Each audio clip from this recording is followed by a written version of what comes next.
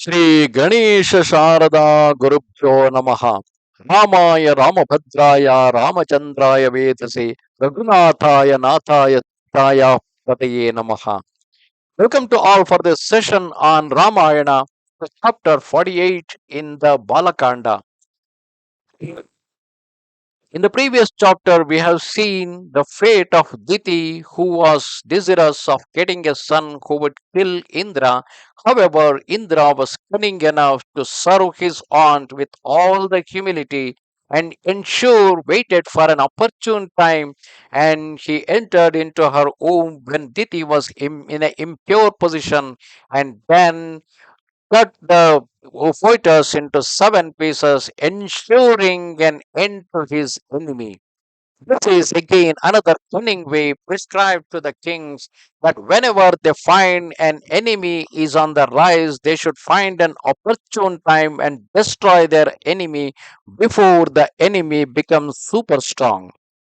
Then they came down to the city and the place where Indra and Diti were residing. That is the place which is today called as city of Vishala. The king Pramati of Vishala came down to see Sri Vishwamitra and respected him. King Pramati, having inquired as to the well being of Sri Vishwamitra, he said, O holy sage, may the Lord protect those who use. Be gracious enough to tell me who they may be. These princes, equal to the gods in power, walking with the gait of an elephant, fearless as lions or bulls in combat. Those eyes resemble lotuses who are armed with swords, bows, and quivers, who rival the heavenly Ashwins in beauty, and who, in the flower of their youth, appear like gods visiting the earth. Why are they traveling on foot? Whose sons are they? Why are they come? Why had they come here? Enhancing the earth as the sun and moon illuminate the sky, their manner of address and bearing showing them to be kinsmen. Why are these two heroes of high descent bearing mighty weapons found on this hard path? I long to hear about them. Sri Vishwamitra related to the king the whole story of the visit to the Siddha ashrama and the slaying of the Asuras.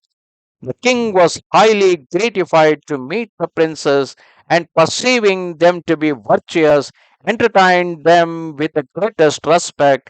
King Ramachandra and Lakshmana, having received hospitality from King Pamati, passed the night there.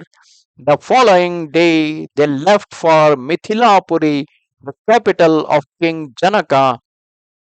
When they beheld the city at a distance, they cried out, how beautiful it is! Therefore, thereafter, finding a charming hermitage which was uninhabited, Rama inquired of the Rishi Vishwamitra as follows: O sage, how can it be that this beautiful hermitage is unfrequented? O Lord, tell us whose has been this hermitage. Sri Vishwamitra, chief among the eloquent, answered Rama, saying, O prince, hear the true story of this hermitage. I will relate to you who was its author, who made this uninhabited, and how he cursed this hermitage in anger.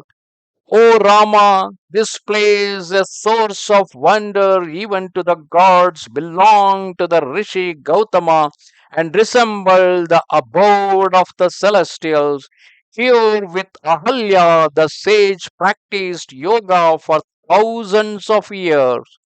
O Rama, one day the sage having gone to a distant place, Indra, finding Ahalya, the wife of the sage, alone, assumed his form and said to her, O fair one, he assumed the form of Gautama when he approached Ahalya and said, O fair one, I am overcome by desire. let us carry out our conjugal duty.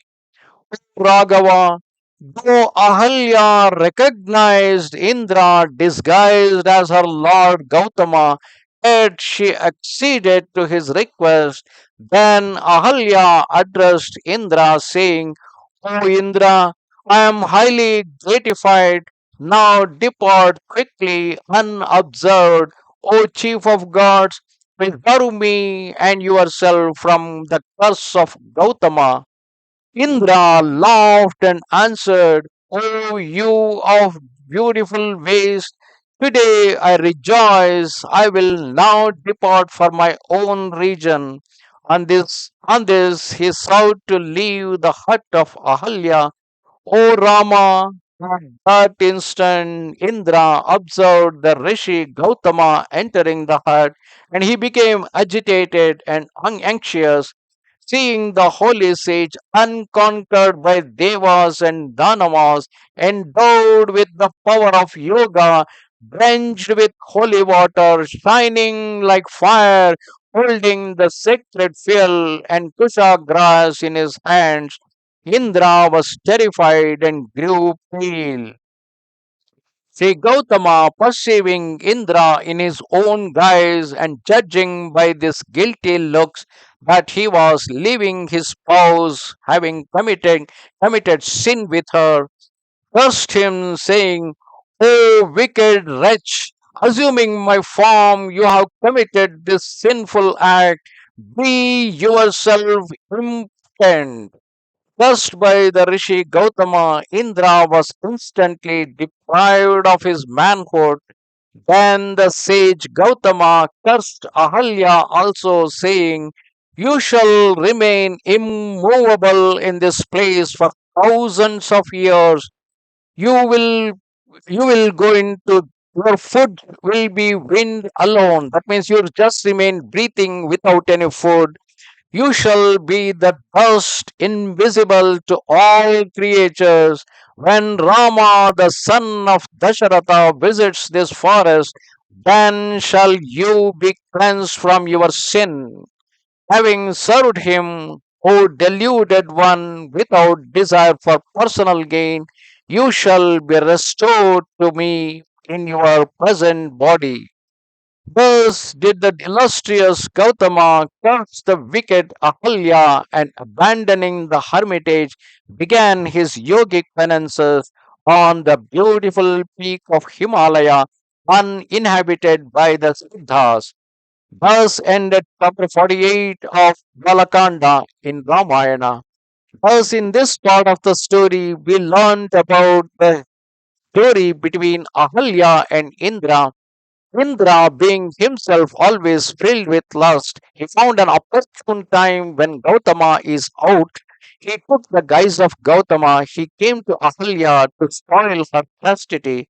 However, Ahalya, even though knowing that it was Indra, she was gratified by the fact that the great God and the Lord of Devas, he himself came by her charm, and somehow she also got filled with lust and got united. And then at the end of it, when Gautama realized it, he cursed both of them. Of course, still even in that curse, in the history, in the parampara of Bharata, it is not a practice to communicate someone alive to anyone, whatever is the kind of a person has committed, always there is a remedy, always there is an expiation, always after suffering, they can return back to their normal life. Here, Gautama also gave a way in which Ahalya can again return to her normalcy. Having committed such a crime, Ahalya remained in that hermitage without Gautama and without having any communication with the outside world. She remained there alone, doing her penance for 1,000 years. Namaste, Sharada Devi, Kashmir Puravasini, Swamaham Prasthaye Nityam, Vidya Danancha Dehime. Goodbye.